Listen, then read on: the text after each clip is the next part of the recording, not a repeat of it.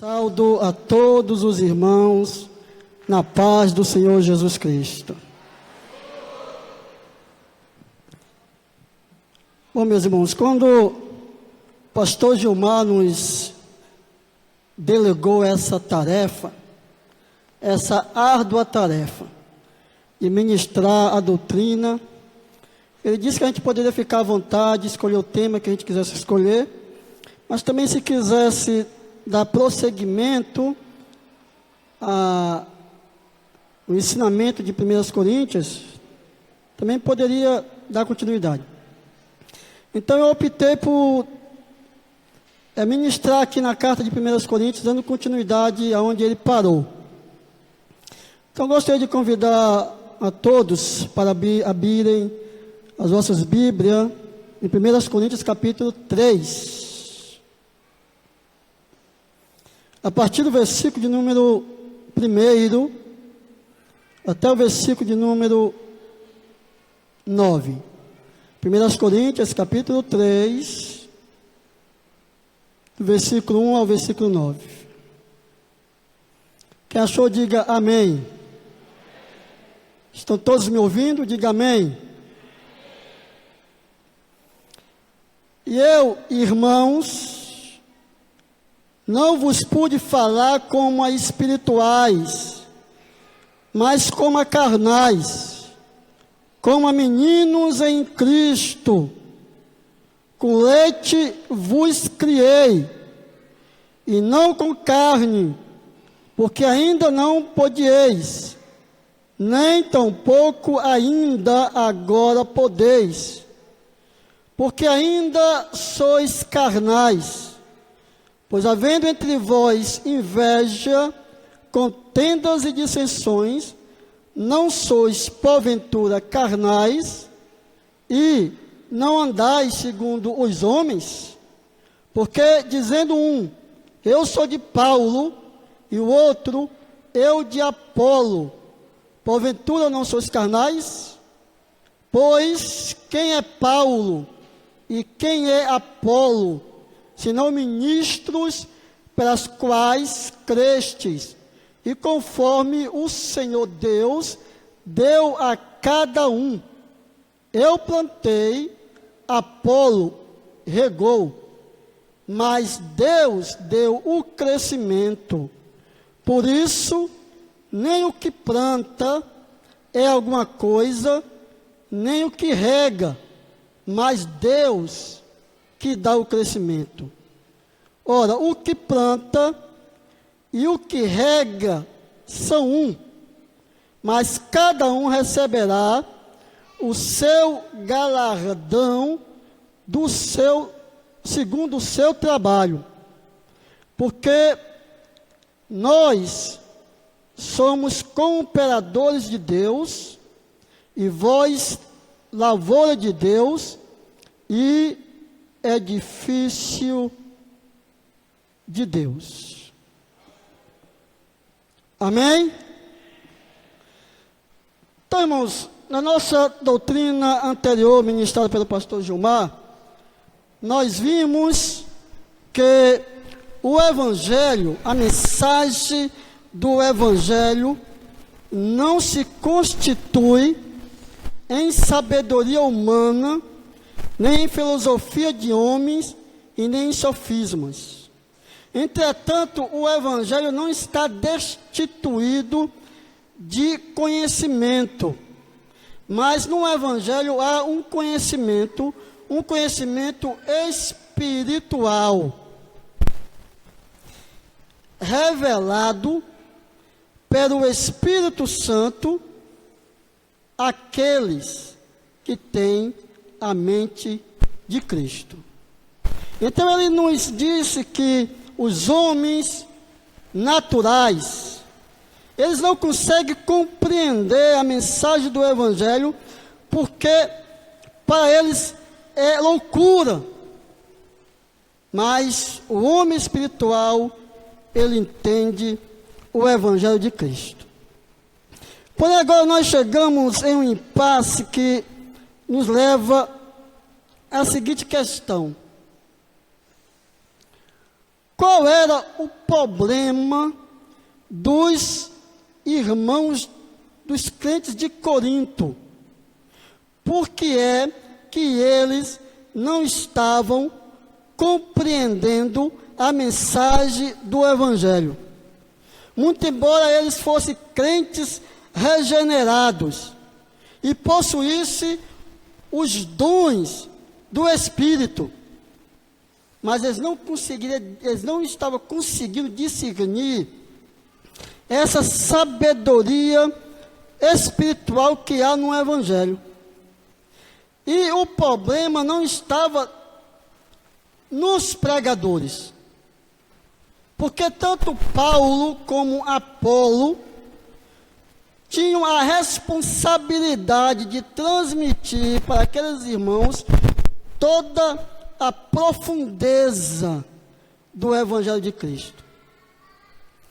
Então, por que aqueles irmãos, eles não estavam conseguindo assimilar a mensagem, a riqueza incompreensível e insondável do Evangelho de Cristo? O problema era porque aqueles irmãos, eles eram crentes carnais. Então, nos surge a pergunta: o que é um crente carnal? Glória a Deus. Um crente carnal é aquele que é dominado pela sua carne, pelas suas paixões humanas, que se deixa ser conduzido pelos seus desejos pecaminosos. E existem muitos níveis de crentes carnais espalhados em nossas igrejas. E eu vou apenas aqui citar 3 desses níveis de crentes carnais. Primeiro, são aqueles crentes que vivem na beira do caminho. Eles não estão nem no meio do caminho e nem fora do caminho, eles estão na beira do caminho. É como se, metaforicamente, eles estivessem com um pé na igreja e outro pé no mundo. Eles não se dedicam plenamente às coisas espirituais, mas também não abandonam completamente as coisas do mundo. Na igreja eles são evangélicos e são crentes, mas no trabalho, em casa, no meio da sociedade, eles são mundanos. Então esse é o nível de crente carnal.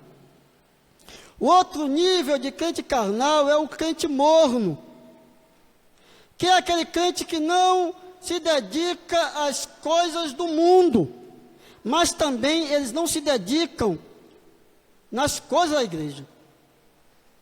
Ele é um crente relapso,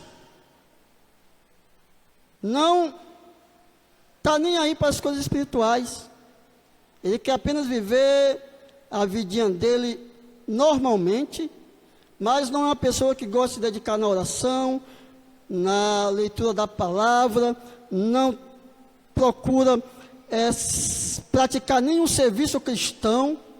Então ele é um crente morno. Ele não é nem frio do mundo total e nem crente completamente entregue a Cristo.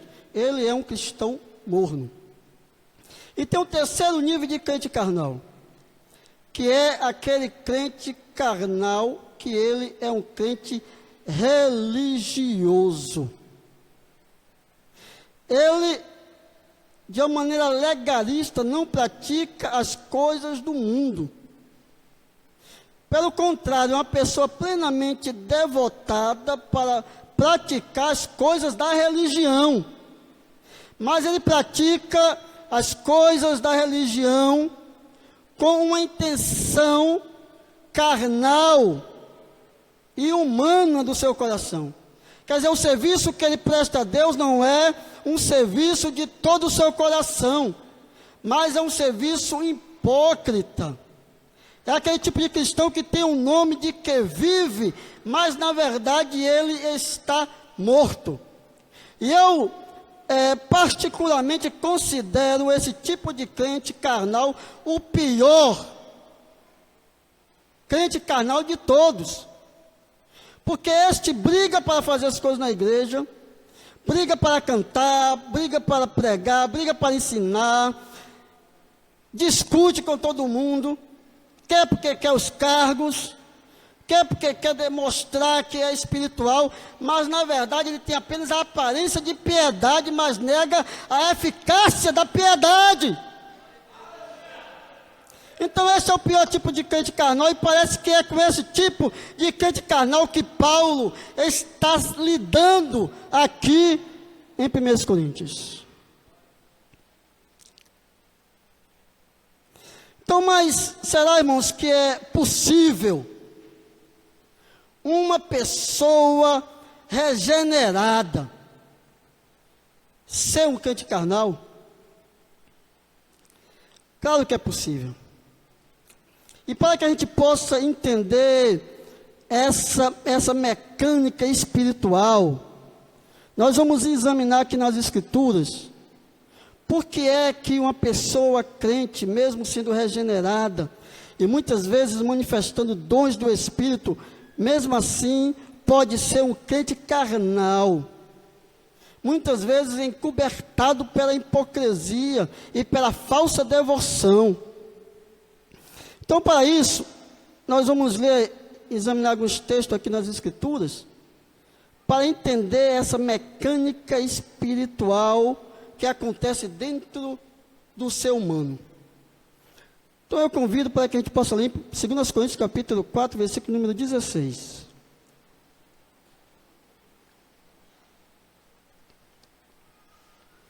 Que diz assim para a gente ganhar tempo. Por isso não desfalecemos, mas ainda que o nosso homem exterior se corrompa, o homem interior, contudo, se renova de dia em dia. Então pergunto aos irmãos, quem é este homem exterior de que fala as Escrituras? Quem é este homem que está se desgastando? Pelo tempo, pelos sofrimentos, pela doença e pelo envelhecimento. Quem é este homem? É o nosso corpo físico. Esse é o homem exterior. E quem é esse homem interior que se renova de dia em dia? Nesse caso, esse homem interior é o nosso espírito, é a nossa mente, é o nosso coração, é o que nós chamamos de o eu interior,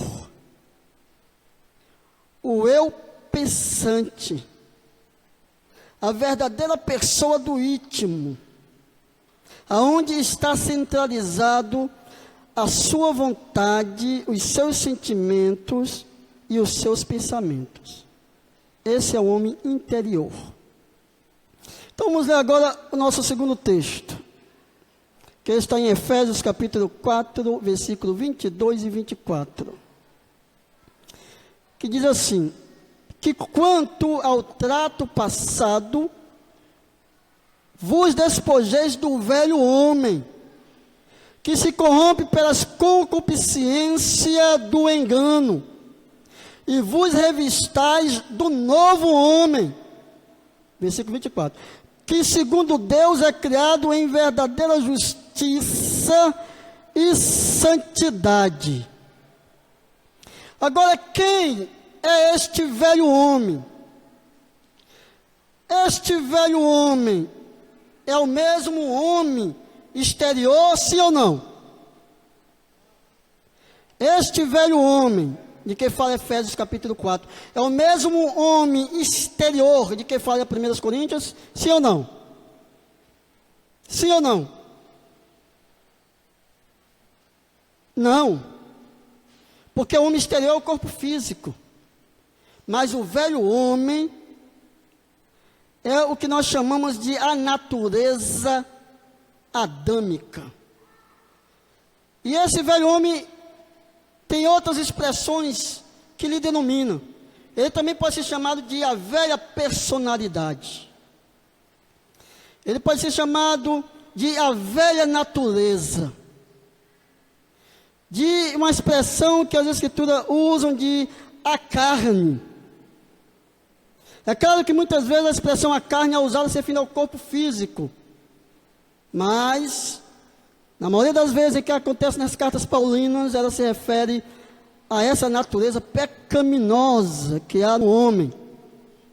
Também é chamado de a carne do pecado. E também o corpo do pecado.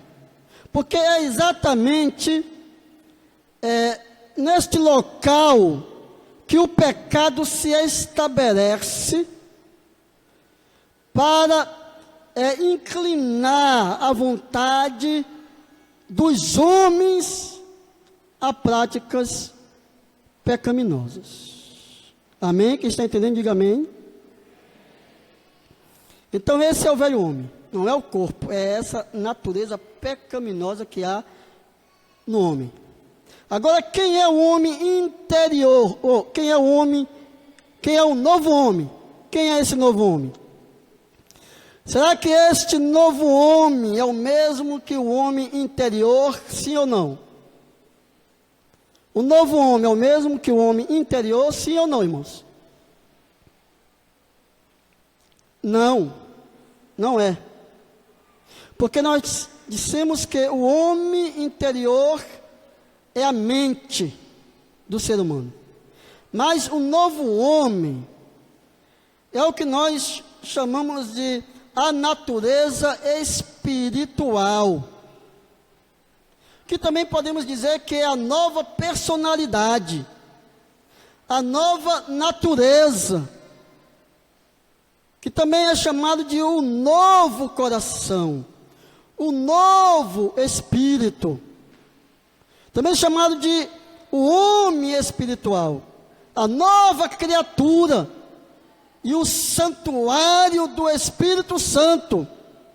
Porque é exatamente neste local que o Espírito Santo vem fazer morada para conduzir este homem a praticar as coisas espirituais e ter afeições para as coisas celestiais. Então preste atenção. Tanto o velho homem como o novo homem habitam dentro do homem interior,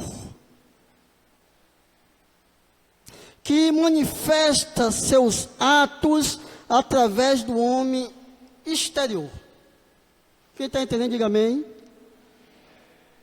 O velho homem e o novo homem habitam no homem interior, que pratica os atos dos membros do homem exterior. Não, mas espera aí, Reginaldo, você quer dizer então que agora no ser humano habita duas entidades, dois seres que levam o homem para praticar o mal e levam o homem para praticar o bem? Não. Nos seres humanos não existe duas entidades. No ser humano existe o que a Escritura chama metaforicamente de velho homem e novo homem, mas que isso é uma figura de linguagem para expressar uma inclinação e uma tendência que há no coração do homem, que puxa a sua vontade, que conduz a sua mente, ou para praticar o mal, ou para praticar o bem. Amém? Quantos estão entendendo? Diga amém. Então agora nós vamos compreender mais ainda isso, quando nós agora analisar a mecânica espiritual dentro dos seres humanos com três classes de homens, que Paulo ele vai citar aqui em 1 Coríntios. Paulo vai citar em 1 Coríntios 3 classes de homens, em que essa mecânica espiritual opera nesses 3 tipos de indivíduos. Quem são essas 3 classes de homens? O homem natural, o homem espiritual e o homem carnal. Então essas são as 3 classes de homens. E essas 3 classes de homens vai agora manifestar essa mecânica espiritual no seu coração, que faz com que ele seja ou um homem natural, ou um homem espiritual, ou um homem carnal. Então vamos ler aí 1 Coríntios, onde Paulo vai citar essas 3 expressões. 1 Coríntios capítulo 2, versículo 14. Ora, o homem natural não compreende as coisas do Espírito de Deus, porque ele parece loucura, e não pode entendê-las, porque elas se discernem espiritualmente. Então, este homem natural, irmãos, ele será melhor descrito de uma maneira detalhada em Romanos capítulo 7. E ali Paulo vai mostrar que este homem natural é o homem não regenerado, é o homem descrente, é aquele que tem a sua mente dominada e controlada pelo pecado. Este homem, ele não tem um novo homem dentro dele. Nele só opera o velho homem. E este velho homem procura dominar o homem interior, a sua mente. Ele procura inclinar a vontade do homem para as coisas mundanas, para as coisas carnais. E este homem interior é como se fosse o capacho desse velho homem, como se fosse um escravo, porque o homem interior não tem força em si mesmo para vencer o velho homem. Pelo contrário, o velho homem conduz esse homem interior, o eu pensante, para praticar as coisas erradas. Muito embora, como diz Paulo, o homem interior tenha prazer na lei de Deus, muitas vezes ele consegue entender quais são as exigências e as ordenanças da lei, mas ele não tem força, ele não tem poder, ele não tem eficácia de praticar o bem, porque a sua natureza perversa, este velho homem o domina e o arrasta para fazer aquilo que ele não quer fazer, muito embora ele deseja fazer e praticar que é o bem, mas sempre pratica o mal.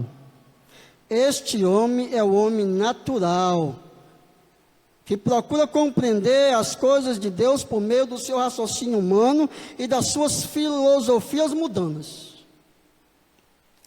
E quem é o homem espiritual? O homem espiritual, Paulo vai citar aí também em 2 Coríntios, capítulo 2, versículo 15 e 16, que diz: mas o homem espiritual discerne bem tudo, e ele de ninguém é discernido, porque quem conheceu a mente do Senhor Deus, para que possa instruí-lo?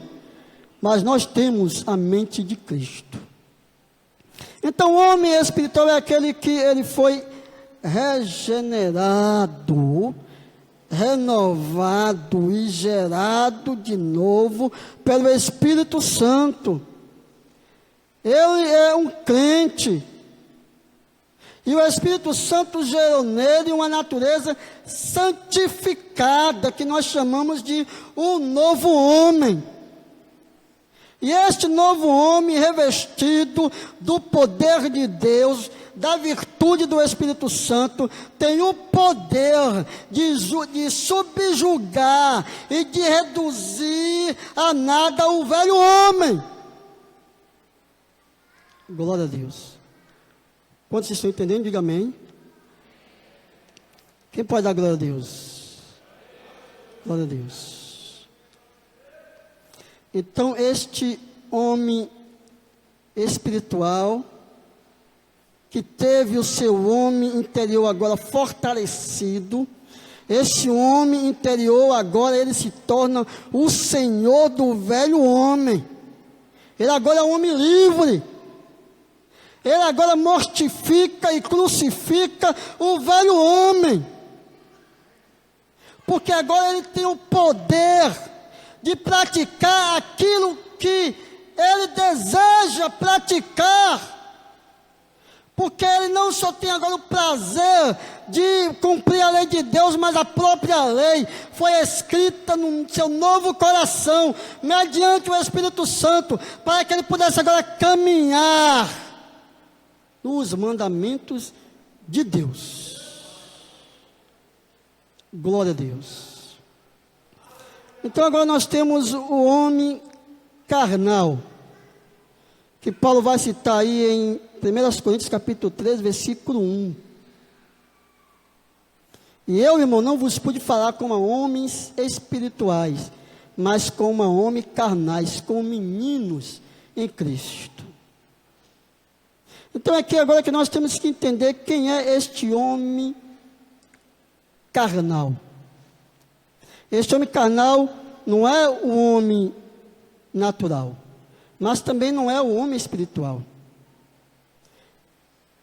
E de fato ele é um crente regenerado. Mas o seu homem novo não se desenvolveu espiritualmente, quer dizer, não cresceu, não amadureceu, não se fortificou mediante o poder do Espírito. Por quê? Porque este homem carnal, ele não se dedicou às coisas espirituais a ponto de nutrir a sua mente com coisas espirituais que pudesse dar a ele poder de ele andar no caminho celestial. Pelo contrário, este homem que foi gerado nele não se desenvolveu e continuou sendo um menino em Cristo. E o crente, muito embora regenerado, cujo homem espiritual não se desenvolveu, não se nutriu da palavra e do Espírito Santo para vencer a sua carne, ele é considerado nas Escrituras como um homem carnal. Porque, muito embora sendo um crente, ele não tem poder de vencer os seus apetites pecaminosos. Porque o homem interior que há nele é uma pessoa imatura, uma pessoa que não foi experimentado na palavra, que não foi nutrido pela carne das Escrituras. Não se desenvolveu, não recebeu a força do Espírito, não recebeu o poder espiritual e não consegue vencer a carne, mas anda segundo os seus desejos pecaminosos. Este é o homem carnal, é o crente carnal. Amém? Quantos estão entendendo? Diga amém. Então, por causa disso, se estabelece no crente um conflito interior entre o velho homem e o novo homem. Paulo vai citar esse conflito em Gálatas capítulo 5, a partir do versículo 16. Por quê? Porque o velho homem, aqui é importante que se saiba, o velho homem, com a regeneração, ele não foi destruído dentro do ser humano. Porque este velho homem, ele será apenas destruído no dia da ressurreição.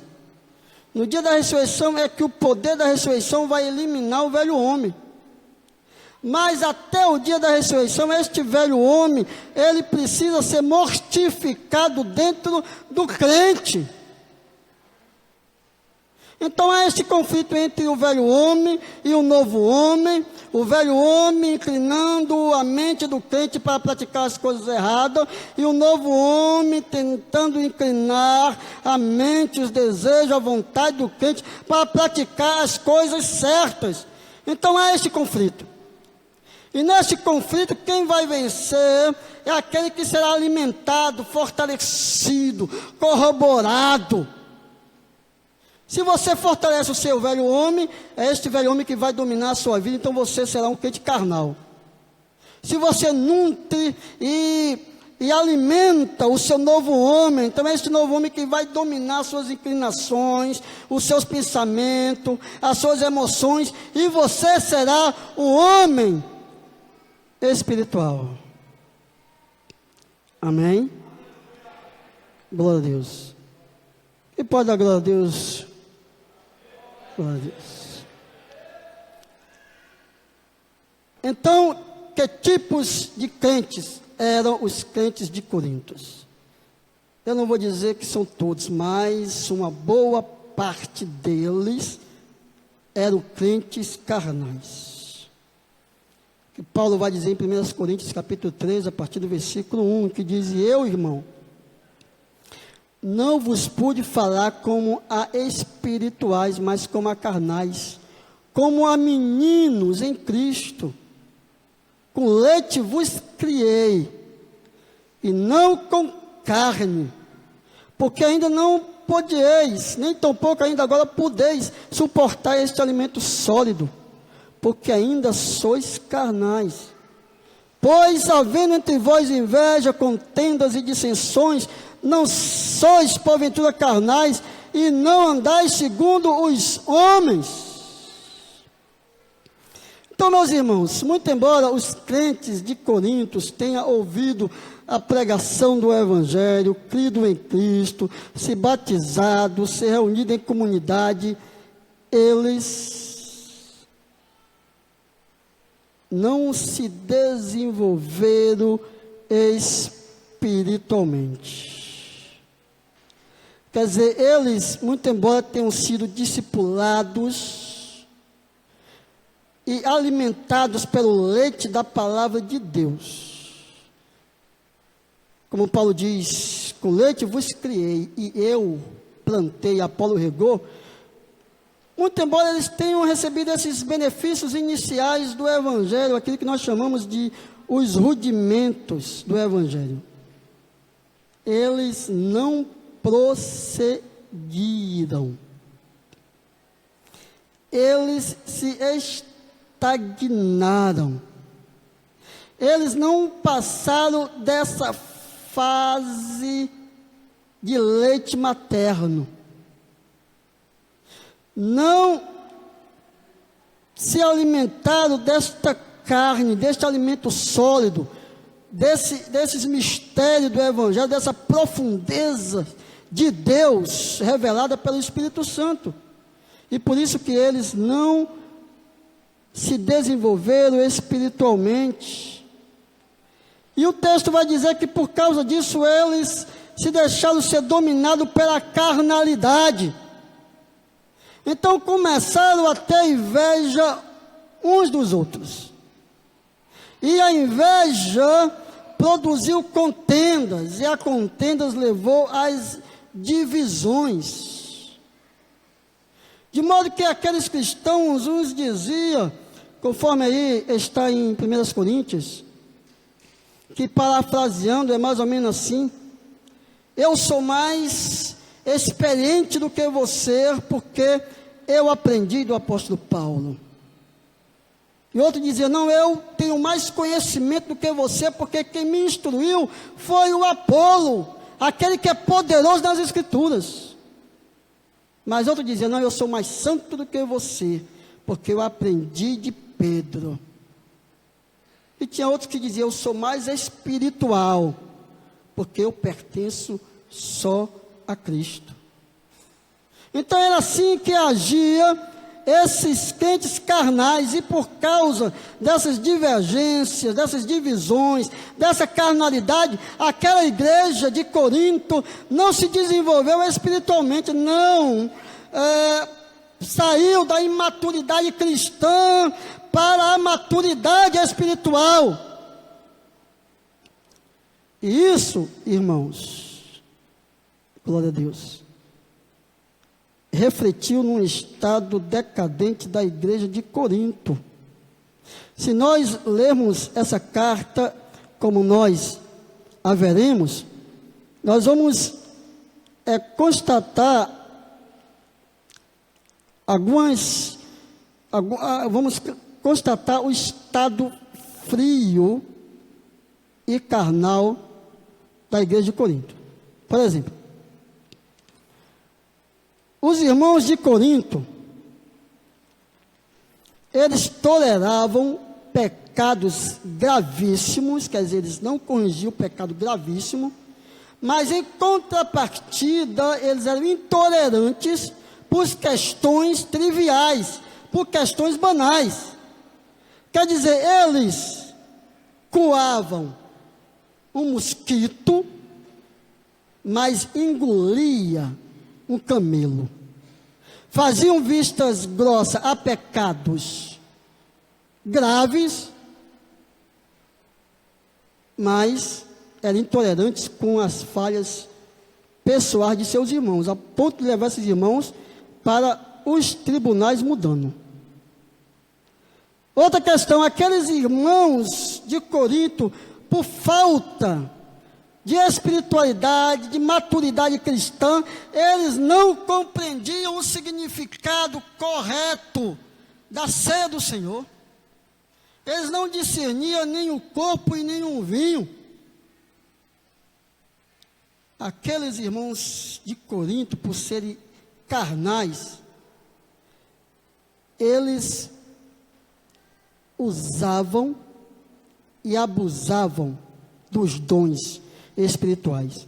Quer dizer, a reunião cristã daquela igreja era uma bagunça, era algo sem ordem e sem decência, porque eles substituíram o misticismo pagão que eles praticavam em suas velhas religiões pela verdadeira manifestação do Espírito Santo no meio da igreja. Por causa de uma substância sólida, espiritual na vida daqueles irmãos, eles não conseguiam compreender doutrinas básicas e alimentares do cristianismo, porque eles eram crianças no entendimento, não conseguiam discernir a doutrina da ressurreição de Cristo, nem tampouco a doutrina da ressurreição dos santos, doutrina básica.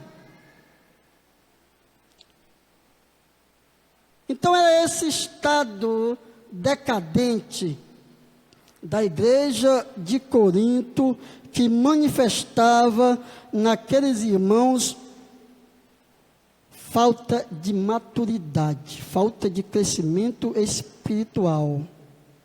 Que muito embora Paulo tivesse um banquete espiritual, sólido, substancial, carne deliciosa, saborosa, aquilo que o Espírito Santo vai chamar de gordura saborosa, que Isaías chama de tutano, Paulo não podia dar àqueles irmãos, porque eles não tinham capacidade espiritual de compreender. Eles iam ficar inchados, mas aquilo não iria suscitar neles um crescimento espiritual, porque eles não tinham estômago espiritual para digerir aquele alimento sólido. Glória a Deus. Agora, irmãos, será que existem em nossas igrejas crentes carnais? Glória a Deus.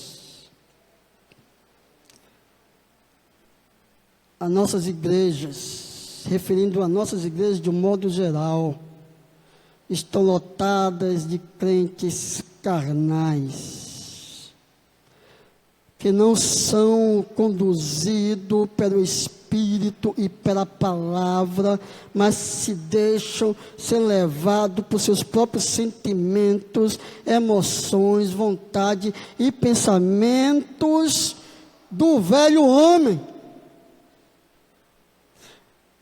Veja o que Paulo diz: havendo entre vós inveja, contendas e dissensões, não sois porventura carnais. Então, o cristão carnal, ele é conduzido por um sentimento de inveja. E a inveja, irmãos, é um sentimento perverso que corrói a pessoa por dentro e faz com que a pessoa denigre a imagem do seu irmão. Quer dizer, quem tem inveja tem um coração cheio de ódio e uma mente envenenada que envenena outras pessoas. Veja que um irmão que desejava muito ser consagrado a diácono, ele conta que quando chegou o tempo de ser consagrado, ele não foi indicado, mas outras pessoas foram indicadas. Então ele diz que o seu coração encheu-se de inveja por aqueles que foram consagrados, e ele ficou irritado com o supervisor que indicou aqueles irmãos. Quer dizer, diz que a inveja fez com que ele criasse ódio daquele presbítero, e de que ele começou a disseminar, a denegrir a imagem daquele irmão, porque ele diz que o seu ego foi conduzido por esse sentimento perverso, e que ele não raciocinava de uma maneira correta. Então é isso que a inveja produz: ódio, ciúme, e essas atitudes levam a divisões, a contendas. Quer dizer, quem é invejoso semeia contenda entre os irmãos, e a Escritura diz que o Senhor Deus abomina quem faz isso, porque ó quão bom e quão suave é que os irmãos vivam em união. Glória a Deus. Quem está entendendo, diga amém.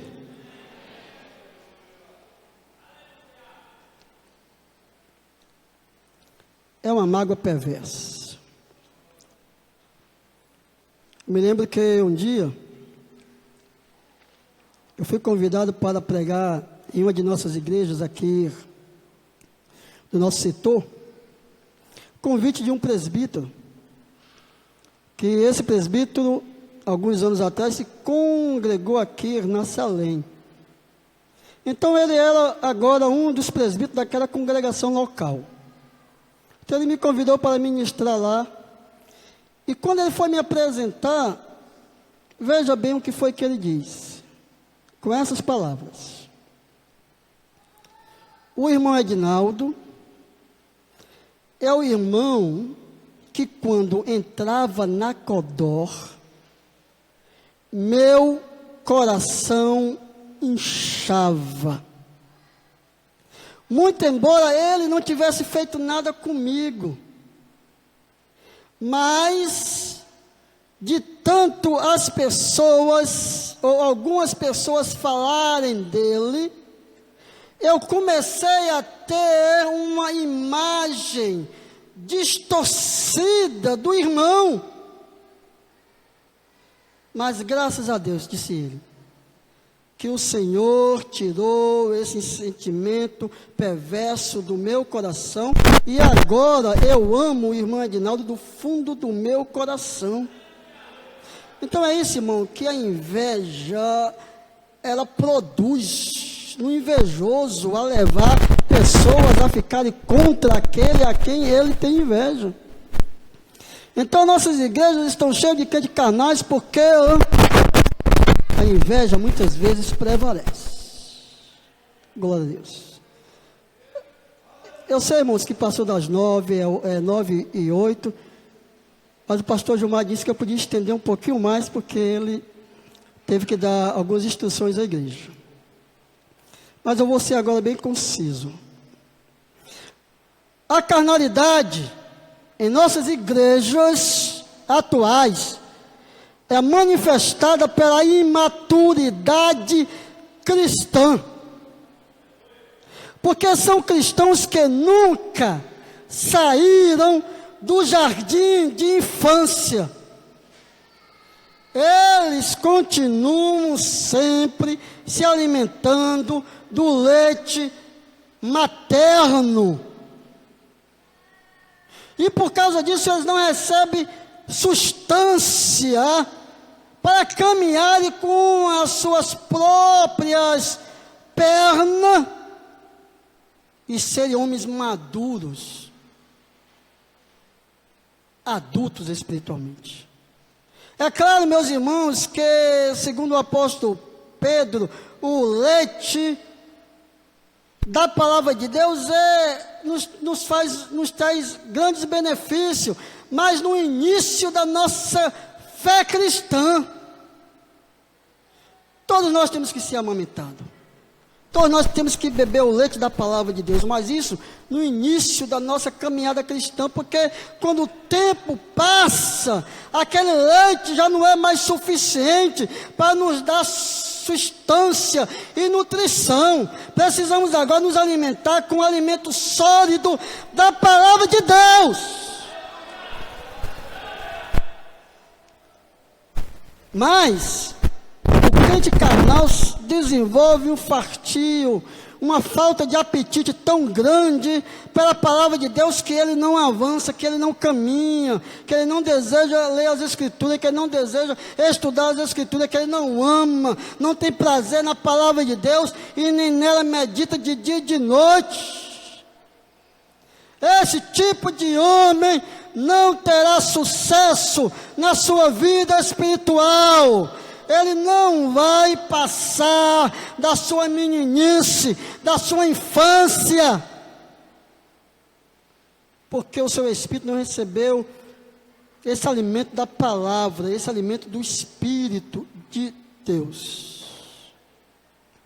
O autor aos Hebreus vai falar desse tipo de crentes. Crentes que não desenvolveram as suas faculdades de raciocínios. Crentes que não transformaram o seu caráter, crentes que não renovaram a sua mente, não transformaram o seu coração. O tempo passou e ele continuou ainda do mesmo modo, porque a carnalidade do seu coração não permitiu ele se desenvolver espiritualmente. E Paulo vai dizer a Timóteo, irmãos, que a Escritura é inspirada por Deus para nos educar, para nos ensinar, para nos corrigir, para que o homem de Deus seja perfeito e habilitado para toda boa obra. Amém? Glória a Deus. A carnalidade que hoje existe em nossas igrejas apaga o fogo do Espírito. Glória a Deus. esfria o fervor espiritual para orar. Ele abafa do coração o vigor dedicado aos serviços cristãos e emudece a ousadia para pregar o Evangelho. Quer dizer, o cristão carnal é um torrão fumegando, é uma brasa sem fogo, é uma folha conduzida por vento, porque não foram corroborados. Paulo disse para os irmãos de Tessalonicenses: não apagueis o espírito. Ele disse para os irmãos de Éfeso: não vos embriagueis com vinho em que há contenda, mas enchei-vos do Espírito Santo. Enchei-vos do Espírito Santo. Glória a Deus.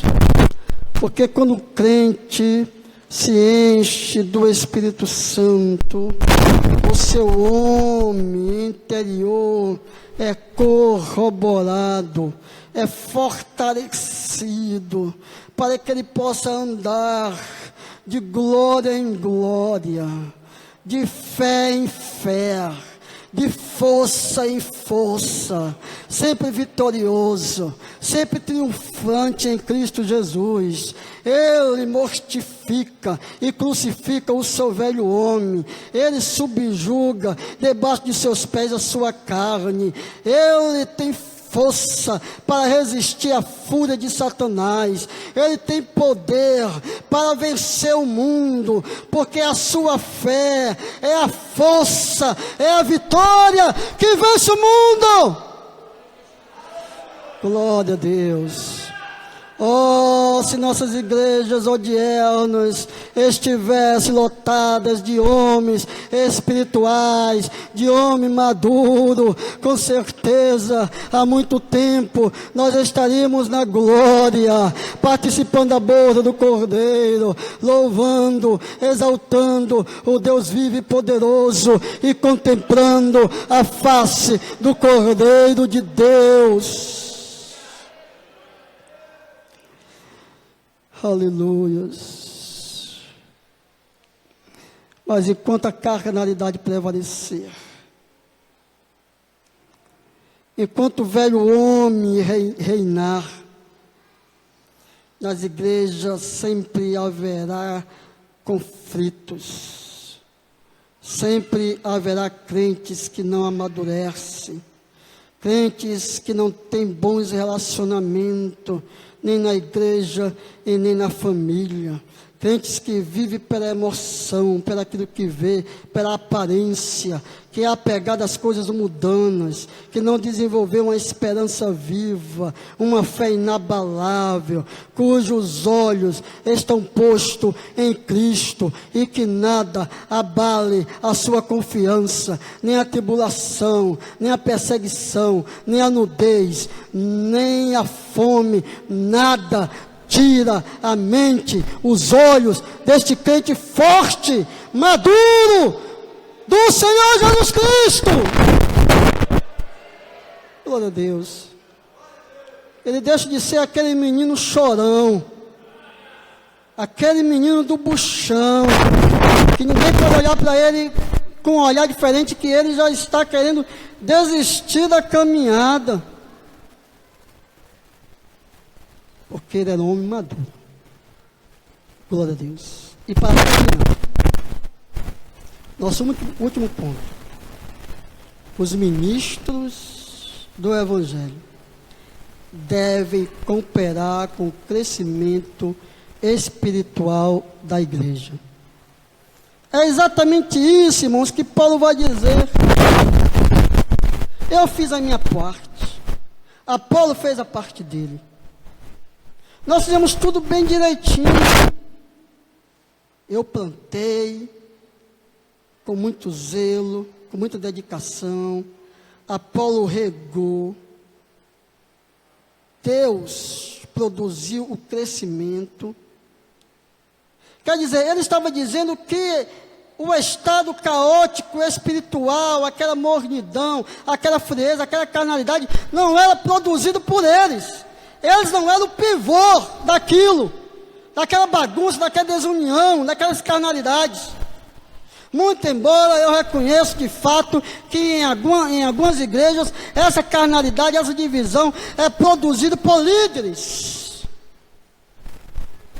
que não são homens compromissados com a palavra de Deus, mas que procuram conduzir o rebanho segundo os seus ditames, segundo os seus gostos, e não segundo o Espírito. Que eles arrebanham para si as ovelhas, e não criam as ovelhas para o Senhor. Mas não é este o caso de Corinto, porque Paulo e Apolo estavam compromissados com Deus e com a palavra de Deus.